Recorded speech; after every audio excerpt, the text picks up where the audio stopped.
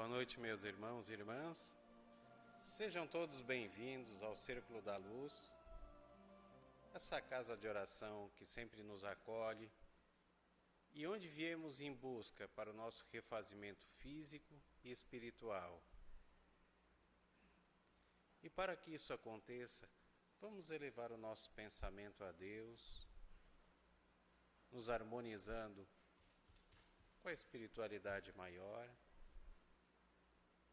E vamos fazer isso através da prece. Pai nosso que estais nos céus, santificado seja o vosso nome. Venha a nós o vosso reino, e seja feita a vossa vontade, assim na terra como nos céus. O pão nosso de cada dia nos dai hoje. Perdoai nossas ofensas, assim como nós perdoamos a quem nos tem ofendido. E não nos deixes cair em tentação, mas livra-nos, Pai, de todos os males, e que assim seja. E como fazemos todas as quintas-feiras, nesse momento, vamos nos dirigir em pensamento até nossos lares. E chegando lá, vamos percorrer cada cômodo, cada canto da nossa casa.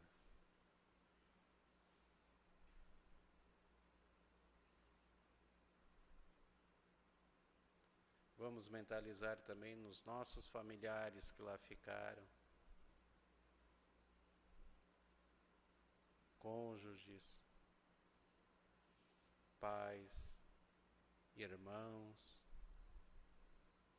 as pessoas que auxiliam nas nossas tarefas do dia a dia.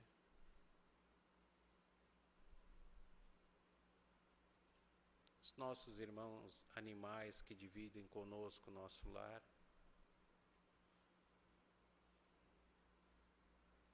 Que todos sejam envolvidos pelos fluidos benéficos deste ambiente. E voltando aqui à nossa casa, abrindo o Evangelho no capítulo 5, no item 4, trata das causas atuais das aflições. E nos diz: de duas espécies são as vicissitudes da vida. Ou, se o preferirem, promanam de duas fontes bem diferentes, que importa distinguir.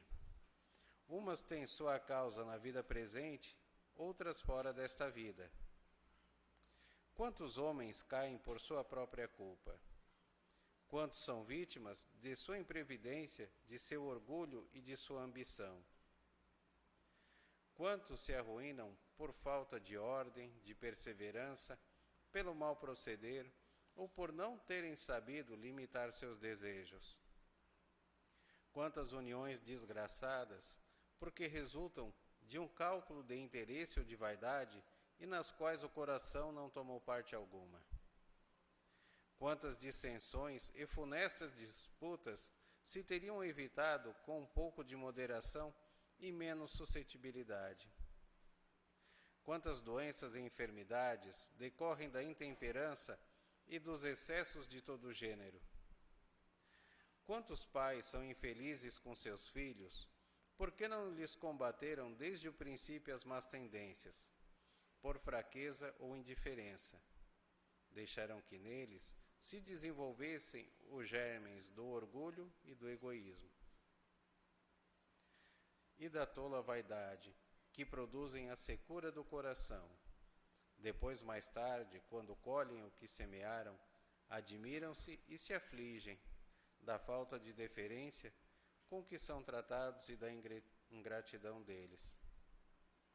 Interroguem friamente suas consciências todos os que são feridos no coração pelas vicissitudes e decepções da vida. Remontem passo a passo a origem dos males que se torturam e verifiquem as mais das vezes, não poderão dizer: se houvesse feito ou deixado de fazer tal coisa, não estaria em semelhante condição. A quem então há de o homem responsabilizar por todas essas aflições, senão a si mesmo? O homem, pois, em grande número de casos, é o causador de seus infortúnios, mas em vez de reconhecê-lo, acha mais simples, menos humilhante, para sua vaidade, acusar a sorte, a providência, a má fortuna, a má estrela, ao passo que a má estrela é apenas a sua incúria. Os males dessa natureza fornecem indubitavelmente um notável contingente ao cômputo das vicissitudes da vida. O homem as evitará quando trabalhar por se melhorar moralmente, tanto quanto intelectualmente. Nós estamos nesse mundo para aprendermos e, através do aprendizado, evoluirmos. E nós aprendemos aqui que a evolução se faz ou pelo amor ou pela dor. E, infelizmente, na maioria das vezes, nós temos aprendido pela dor em consequência dos nossos próprios atos, seja nessa vida, seja em vidas passadas. Agora, o importante, meus irmãos, não é ficarmos nos questionando: por que isso acontece comigo? Por que eu? Jesus já nos disse que a verdadeira vida é a vida futura, a vida do mundo espiritual. E é por isso que nós temos que burilar enquanto encarnados para que conquistemos uma condição melhor para o nosso espírito. E como é que se faz isso? Progredindo intelectual e moralmente. Aproveitando cada oportunidade que a vida nos dá e tirando uma lição para o nosso progresso. Muitos dos irmãos aqui presentes já passaram por momentos difíceis na vida. E tem horas que parece que a gente não vai ter estrutura suficiente para aguentar aquele momento. Mas ele passa. E depois que ele passa, nós saímos mais fortes.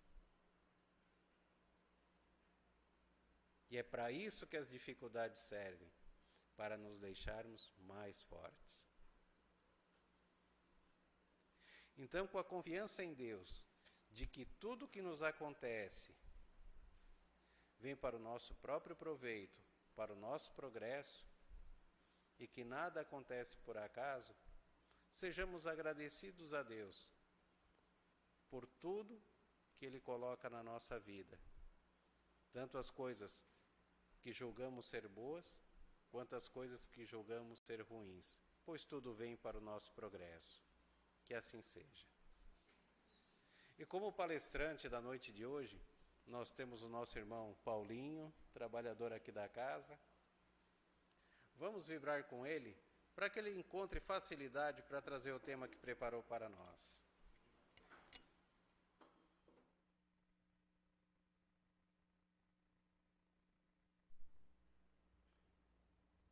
Boa noite a todos. Sejam todos bem-vindos a esta casa de oração, o Círculo da Luz.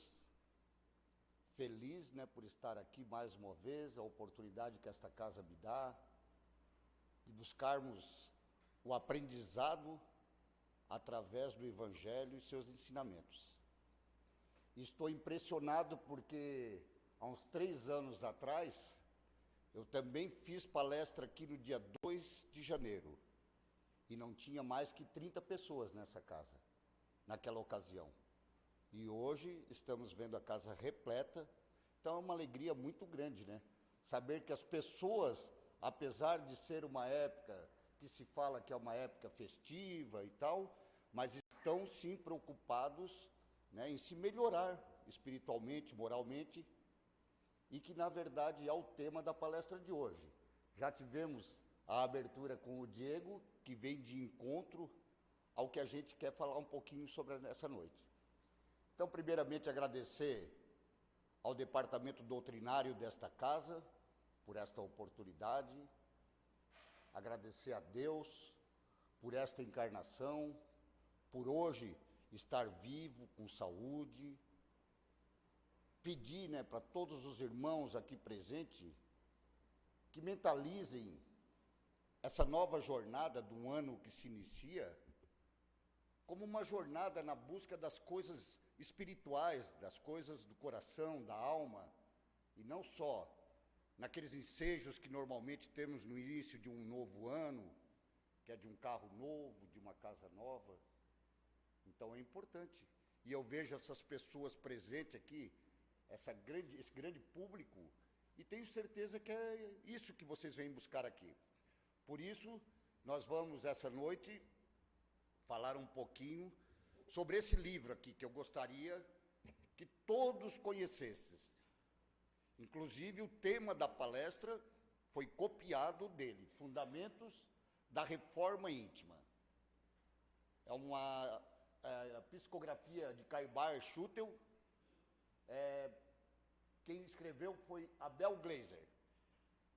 Então, na verdade, eu vou ler bastante hoje, porque eu tentei fazer algumas introduções da minha fala, da minha opinião, do que eu penso a respeito desse livro, mas ele é um livro tão completo que eu praticamente não tive muito o que opinar. Então, eu gostaria de sugerir a todos, se eu não me engano, a nossa livraria pediu, mas só tinha 2 volumes hoje ainda, mas com certeza vão pedir mais, que é espetacular esse livro, para que nós possamos iniciar realmente uma reforma íntima verdadeira.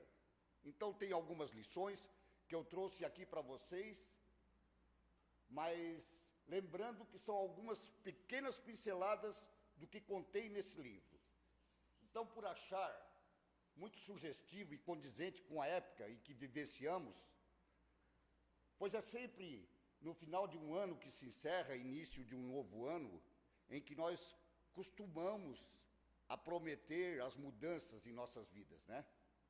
Então, não seria um momento excelente para nós buscarmos realmente essas mudanças, não mudanças materiais, mas sim espirituais, né? Então, penso que seria um ótimo momento para buscar essa tão almejada reforma íntima. Para isso, pesquisamos nesse livro, como já mostrei, com o título de Fundamentos da Reforma Íntima, e mais uma vez sugiro que todos tenham esse livro em suas casas, porque os ensinamentos que transcrevemos para essa palestra são espetaculares. Então, vamos ao estudo. Diz assim no início do livro: fazemos deste renovar de esperanças, através do fortalecimento da fé, junto com a solidificação do amor e a incessante busca do perdão, para daí, então, cultivarmos estes sentimentos positivos com o esforço individual de cada um, buscar o aperfeiçoamento do ser, para então nos melhorarmos moralmente.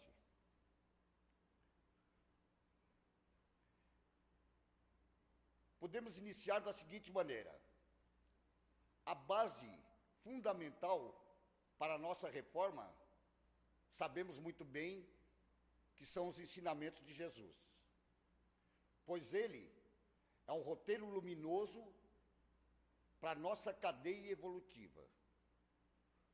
E a doutrina espírita, ela tem por missão esclarecer o significado exato do que é reforma íntima, para então buscarmos aprender. E começa dizendo o seguinte: precisamos aprender a desenvolver os seguintes sentimentos: a abnegação, o bem-querer, a benevolência, a bondade, a caridade, vejam que a lista é extensa, o carinho, a clemência, a compaixão, o carinho, o desprendimento, o devotamento, a disciplina, a esperança, a fé, que caminha junto com a esperança, a flexibilidade, que também caminha junto com essas duas naturezas, a generosidade, a humildade, a indulgência, a lealdade, a justiça, a mansuetude, a misericórdia, o otimismo, a paciência, a perseverança, a pureza no coração, a resignação, a responsabilidade, a simpatia, a simplicidade, a solidariedade e, por fim, a ternura. Então vejam vocês, como diz, escutem aqueles que têm ouvidos de ouvir. Nós temos praticamente um abecedário de metas a ser cumpridas. Temos dificuldades? Claro que temos, todos nós. Um dos primeiros entraves a ser removido é a ausência ou a dormência da autocrítica. As pessoas, de um modo geral, julgam-se isentas de autoavaliar-se. Mas, por outro lado, como gostamos de julgar nosso próximo. E isso é um ato que dificulta bastante o reconhecimento dos nossos próprios erros. Quando conseguimos enxergar o erro do nosso irmão, do nosso próximo, com muito afinco, normalmente esquecemos de olhar nossos próprios erros. E quando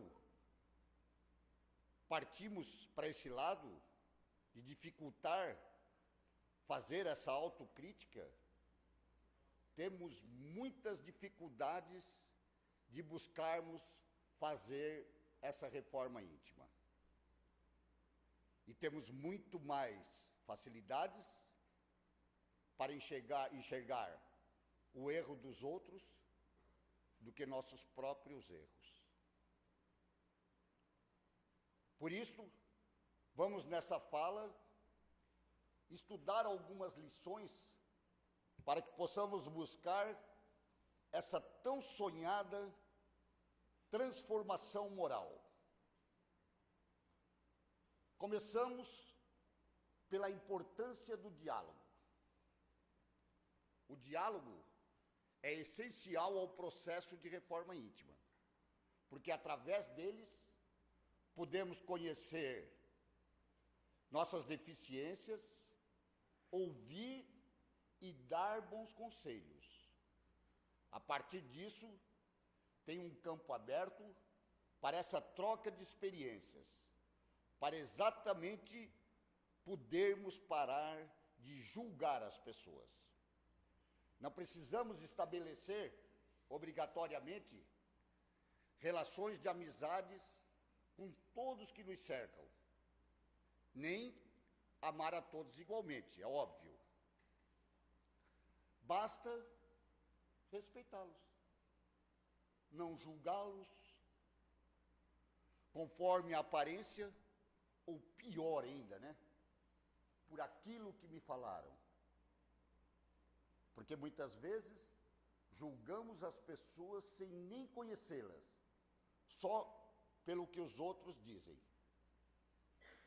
O ser humano precisa estar atento que tem pessoas melhores e tem pessoas piores que nós. E isso basta.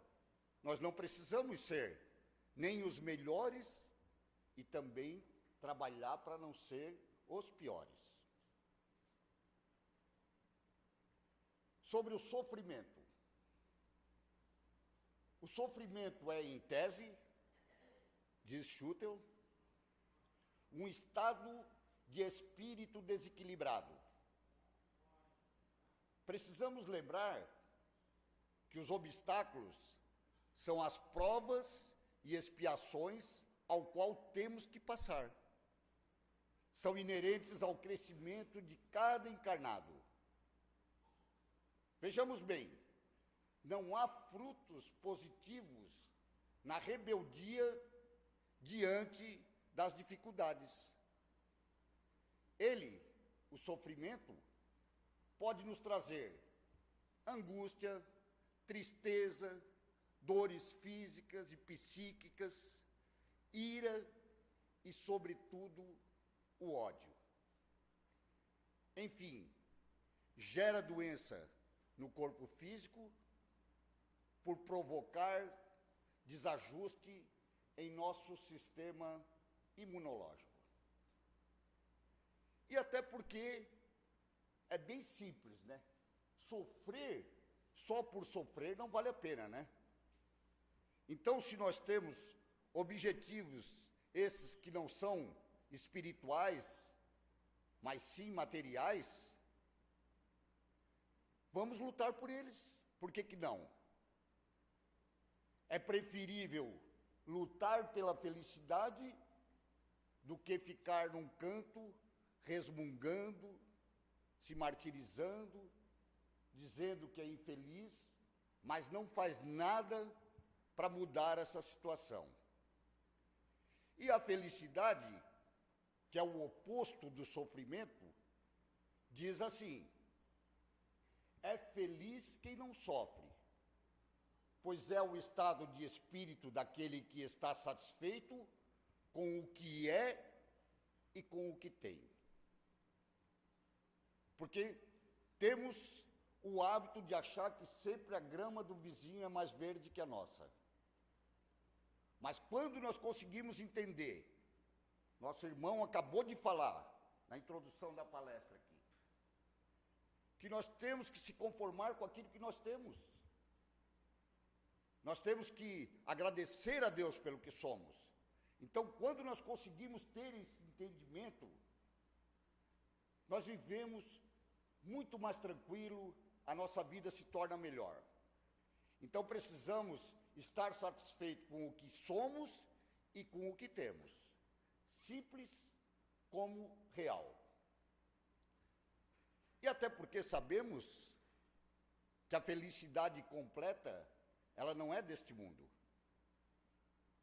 Mas um fator fundamental para sermos felizes é cultivar o otimismo num modo especial de encarar e enfrentar as contingências do dia a dia. E para isso precisamos ter fé e resiliência. Fé é crença, é confiança, é determinação. Quando cremos em Deus, confiamos plenamente na sua justiça. Não questionamos. Crendo em Deus, estamos aptos a sentir-se integrado em seu meio e, com isso, adaptados àquelas provas que temos que passar. Muito mais fácil. Uma consequência da fé inabalável é a resiliência, a aceitação. Aceitar aquilo que vem para nós, as coisas boas, as coisas ruins, as pessoas boas, as pessoas ruins. Ao passo que o inimigo da fé é o quê? A desconfiança. E o inimigo da resiliência é a revolta. Portanto, a fé é o alicerce fundamental para nós sentirmos e sermos felizes. Falamos ainda um pouquinho sobre a ambição. Diz assim: interessante que a ambição tem duplo sentido, mas a grande maioria de nós só a vimos com objetivos materiais, para satisfazer nosso egoísmo e orgulho. Mas precisamos aprender a canalizar nossas ambições, também para o lado espiritual. Cultivando o quê? A fé, a lei do amor e do perdão. Portanto, semear e cultivar a ambição do lado espiritual também faz parte da nossa reforma íntima, da nossa melhora como ser humano. Ele fala ainda um pouco sobre religião e materialismo, dizendo assim: crenças e religiões de toda ordem existem e devem ser respeitadas. O homem está ligado a Deus pela sua própria alma, que é sua essência e seu universo. Portanto, não necessita de intermediários para religar-se a Deus. Que cada um busque ao Criador conforme sua própria concepção.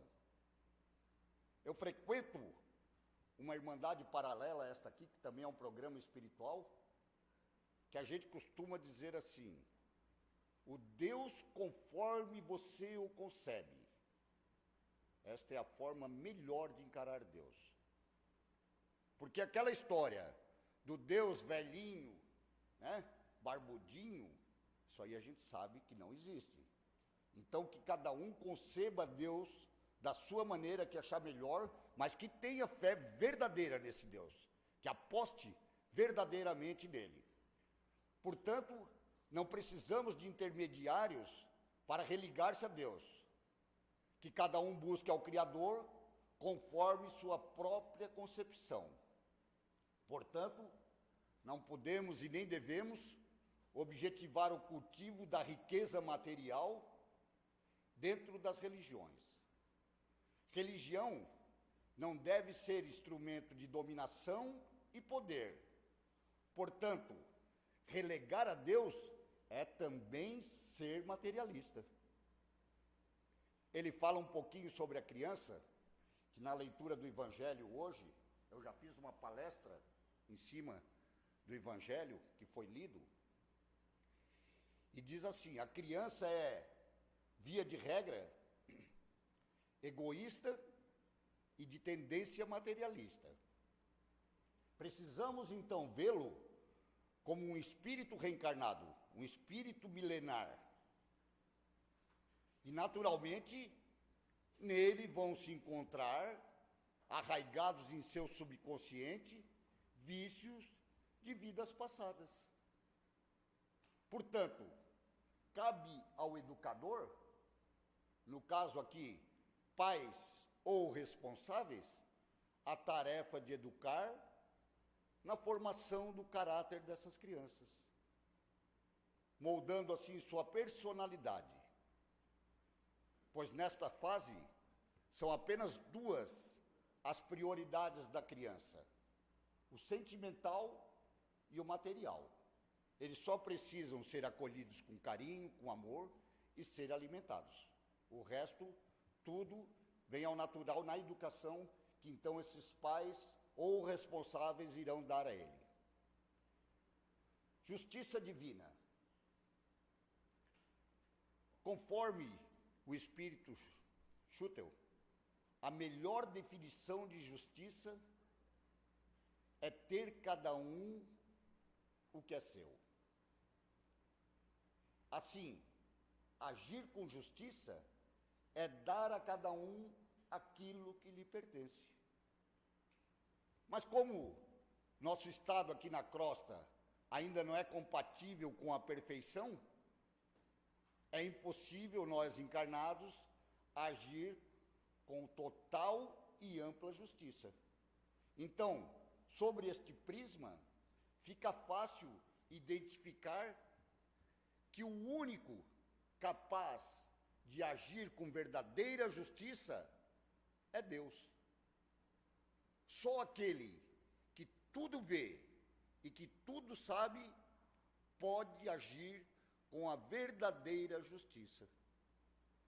Daí então, sobre a crença em Deus, ele cita dois enfoques: ter fé em Deus olha só, e em si mesmo. Seguir este binômio nos fortalece, solidificando nossa força de vontade, aumentando, assim, suas chances de triunfo no campo da reforma íntima. Teoria e prática sobre os ensinos de Jesus. Diz ele assim: conhecer algo em teoria significa um exercício do raciocínio sobre determinado assunto. Só que são muitas as teorias a respeito dos valores cristãos. Mas a palavra de Jesus é uma só. Guardado as devidas proporções que cada segmento religioso puxa para o seu lado, se nós conhecemos a palavra de Cristo na sua pureza, na sua singeleza, entendemos a lei de amor na sua plenitude. Sabemos que necessitamos dele para crescer, evoluir, progredir espiritualmente. Mas se não praticamos, só tem uma lógica. Conhecemos a palavra de Jesus, conhecemos o Evangelho, mas não entendemos o que ela significa. E tão somente por isso, a reforma íntima é de difícil implemento no início, principalmente quando nos referimos ao perdão dos nossos inimigos. Como é difícil, né, gente? Porque a gente tira por base uma dificuldade que a gente tem dentro do nosso lar. Muitas vezes fica aquela coisa ruim. E tu diz, eu não vou perdoar porque ele que está errado. Sem entender que o perdão, ele não está julgando quem está certo ou quem está errado. O perdão, ele vem de dentro, ele é da alma. E tem-se por conhecimento que o perdão, quando eu peço perdão para uma pessoa que eu estou errado, a partir disso eu tiro toda a responsabilidade de mim e jogo para cima daquele ao qual eu perdi o perdão. Porque se ele não aceitar o meu perdão, o problema fica exclusivamente com ele. Claro que a partir do momento que eu perdoe verdadeiramente, né? Porque perdoar só de boca para fora também não resolve nada. Curvar-se diante do desafeto para se desculpar traz muito sofrimento a todos nós, principalmente aquele mais orgulhoso. Melhor então, pensa ele equivocadamente, vou perdoar à distância, não vou procurar mais essa pessoa, está tudo certo. Só que a mágoa ficou ali te magoando, ficou te judiando. Só que nós espíritas sabemos muito bem, se nós não perdoarmos aqui, provavelmente nós vamos ter que voltar outra encarnação para praticar esse perdão. Se auto-engana pensando assim, o Evangelho não me obriga a conviver com inimigos. Portanto, nada justifica o meu pedido de desculpas. Ou, pior ainda, certos males, o tempo é o próprio remédio. E não é. O tempo, neste caso, é o próprio veneno.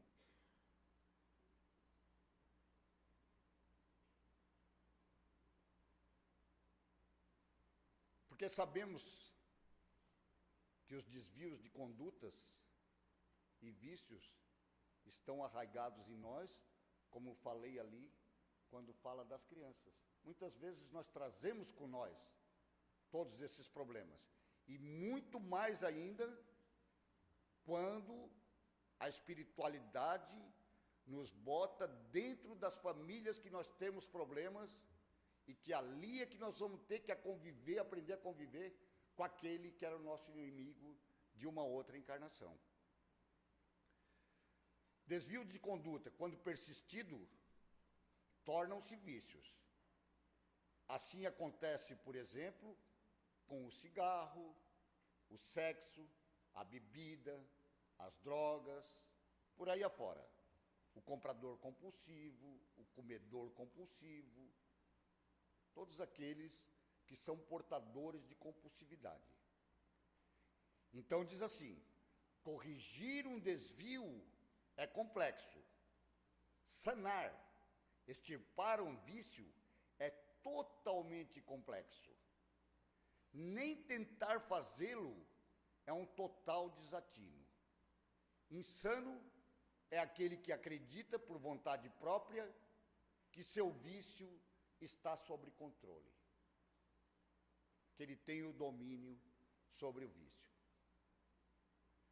Quem já não escutou? Eu bebo, pago com meu dinheiro, não tem que dar explicação para ninguém e paro a hora que quiser. Mentira. E daí, eu posso falar aqui um pouquinho da minha experiência, né? Como múltiplo dependente e que sempre dizia isso, que no momento que eu quisesse eu pararia, né? E eu só vi a mudar de vida quando eu percebi que eu estava à porta do desencarne. Aí eu vi que realmente eu era obrigado a fazer as mudanças em minha vida, porque senão, meu médico sempre dizia que eu não ia passar dos 50 anos. Graças a Deus já não estou pegando mais filhinha. Ela riu, a minha esposa. Chegamos no mercado hoje, vaguinha de 60 anos. Eu digo, opa, eu pensei que não ia chegar lá. Né? Então é assim. Os vícios são assim mesmo. As pessoas se manipulam, né? Dizem que tem o vício sob controle, que vão parar a hora que quiser, né? Que não tem problema nenhum. Só que não é bem assim. E daí diz assim, desculpa aqui, eu quero dar uma voltadinha aqui para ver o que ele diz aqui a respeito disso.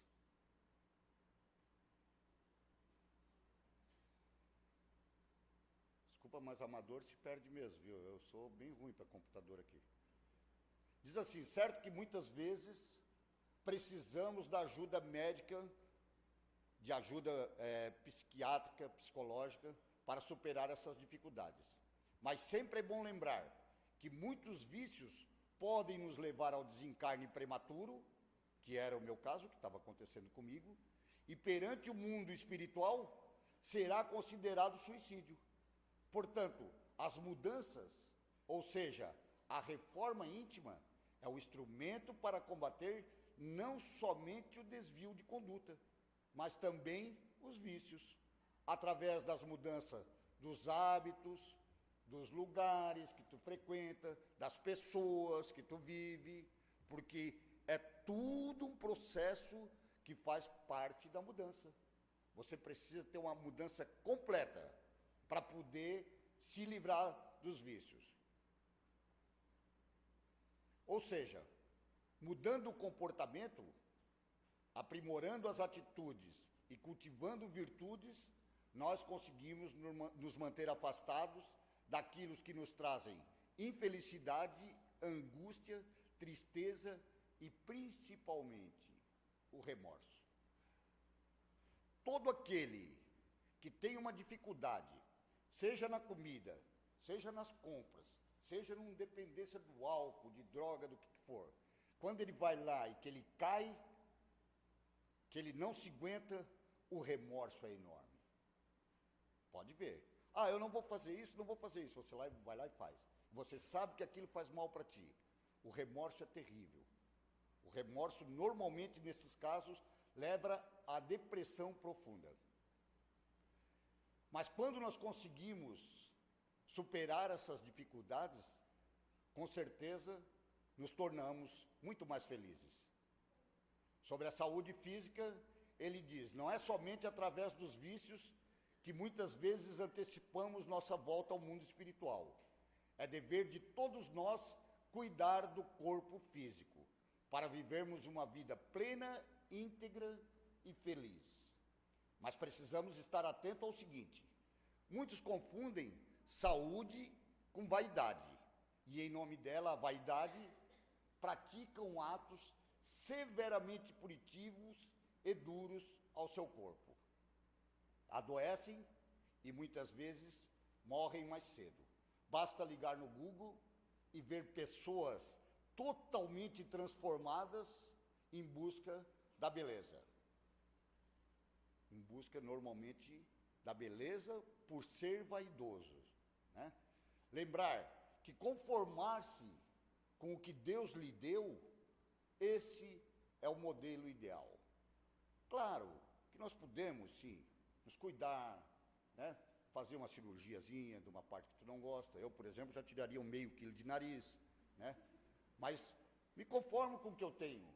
Eu me acho legal assim, eu me acho bacana, né? Eu vejo que eu não preciso e que não vai mudar a minha personalidade, isso aí. E é isso que diz aqui, que deve realmente se conformar com aquilo que tem. Por que não?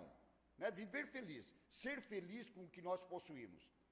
Então diz assim, muitos submetem o corpo a modificações agressivas e contrárias à nossa natureza.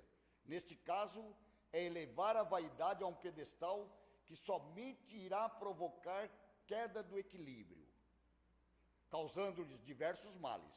Isto também é suicídio inconsciente. Mal dos mais graves, fará com que o espírito sofra as consequências ao libertar-se da carne. Outro desvio que muito contribui para o desequilíbrio do corpo e também da mente é a ira. O colérico, o desajustado, provoca desgastes profundos no seu sistema nervoso e com isso chama para si todos os tipos de enfermidade, quando não, o desencarne através de um derrame cerebral ou mesmo de um infarto nas vias coronárias. Sobre a pureza do coração, diz ele assim, pureza significa limpidez de propósitos e nitidez de virtudes. Precisamos afastar o rancor e a malícia, maiores dificultadores da pureza do coração. Ser puro quer dizer ser bom, humilde, modesto e simples. Vejamos que não é tão fácil assim. Podemos enganar muitos semelhantes, vendendo uma imagem que não é verdadeira. Mas quando nos tornamos espíritas, sabemos muito bem que nós podemos enganar a todos, menos a Deus. Esse não tem como. Ou seja, praticar a humildade, por outro lado, pais orgulhosos produzem, via de regra, filhos com igual conduta. Quem vive modestamente porque quer, vive muito mais feliz. E neste caso, a modéstia não é medida pelo que você tem, em termos materiais, mas exatamente pela pureza que carrega no coração.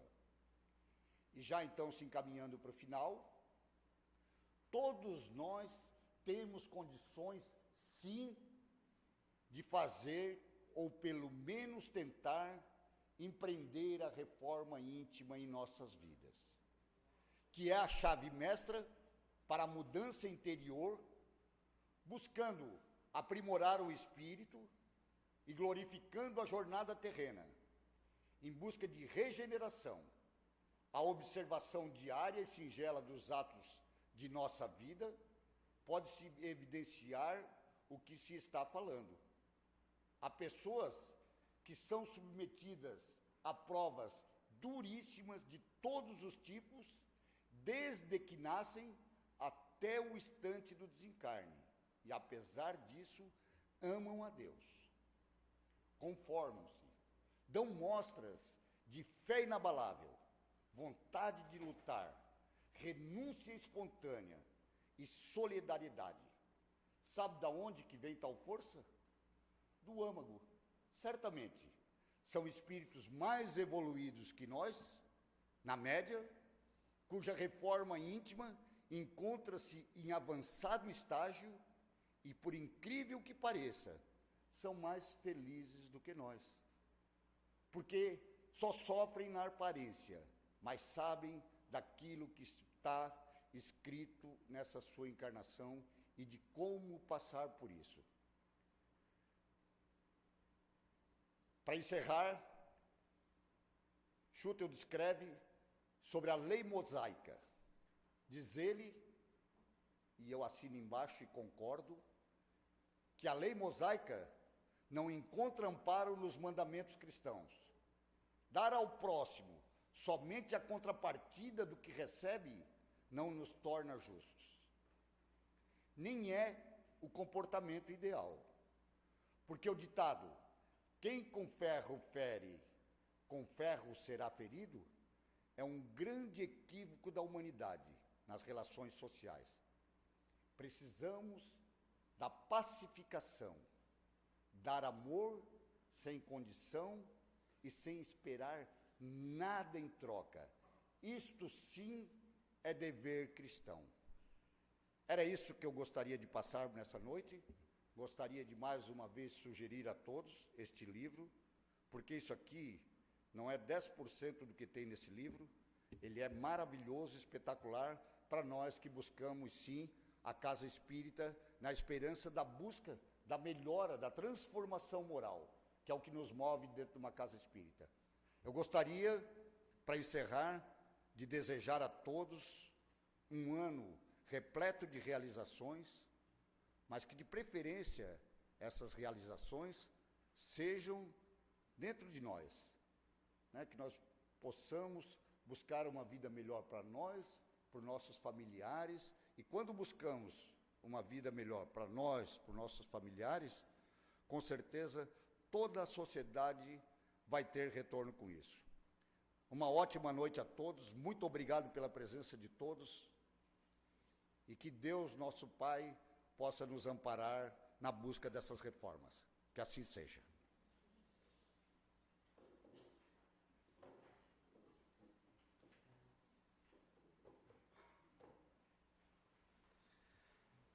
E assim nós agradecemos o nosso irmão Paulo pelas reflexões que fez conosco na noite de hoje.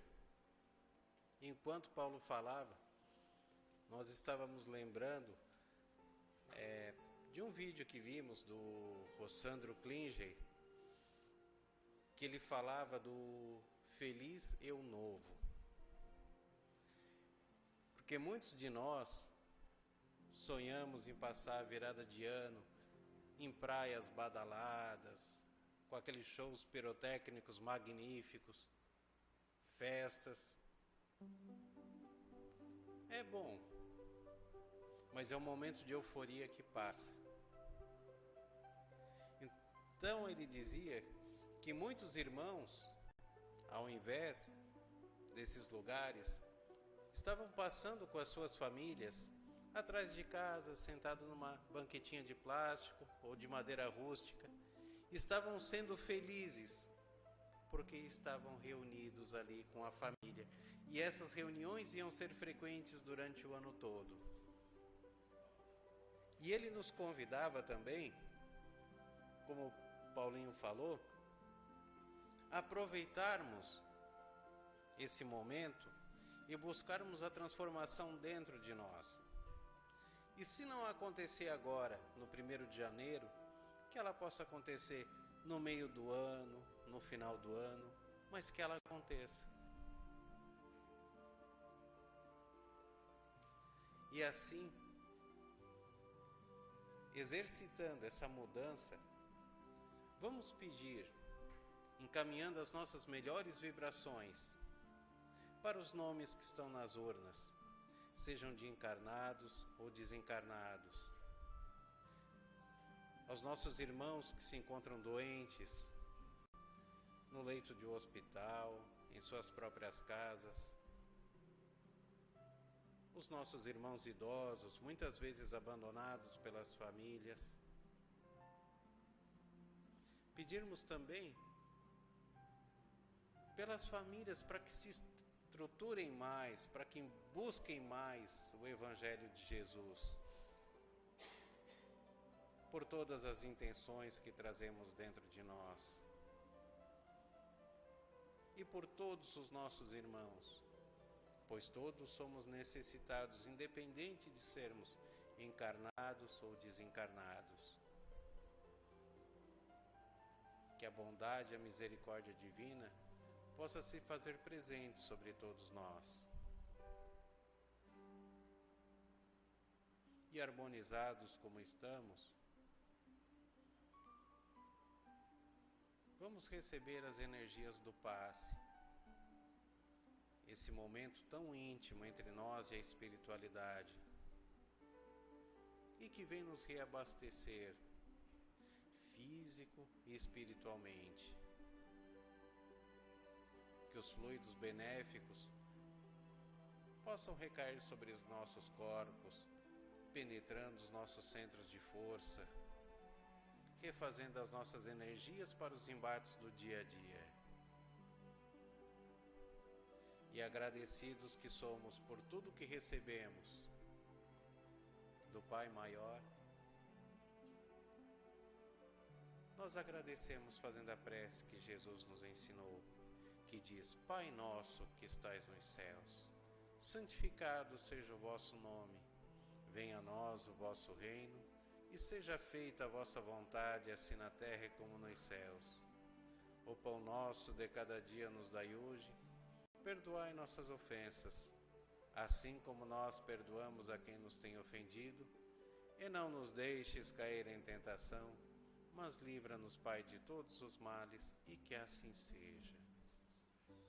E assim, nós damos por encerrados os trabalhos de hoje no Círculo da Luz, desejando aos irmãos um bom retorno aos seus lares e um 2020